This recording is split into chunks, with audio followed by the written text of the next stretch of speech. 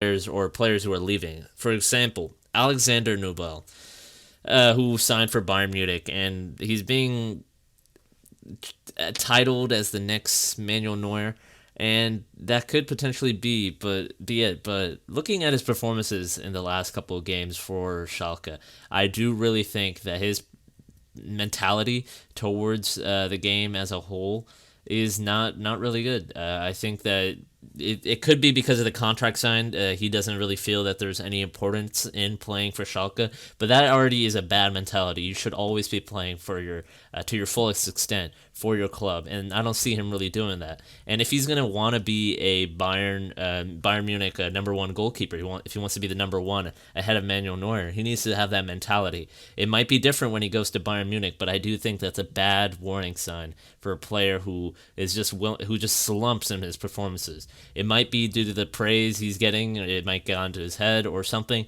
but you don't know exactly with players when it comes to this. But it is looking very worrying for Bayern and potentially other people looking at Alexander Nübel, how his development is. He's kind of throwing it away with his performances at Schalke. I mean, looking at the Freiburg game, Schalke had way more shots and way more shots on target, but our goalkeeper, our second, number two goalkeeper, Mark Flecken, he put in solid performances. And while blocking some of those goals, he put in some good saves, yeah, blocking some of the shots.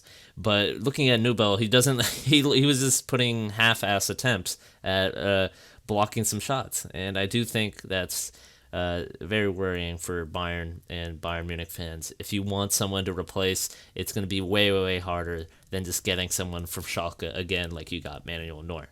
I think that Manuel Neuer is going to be very, very, very hard to replace unless you splash out a lot of money in the transfer market.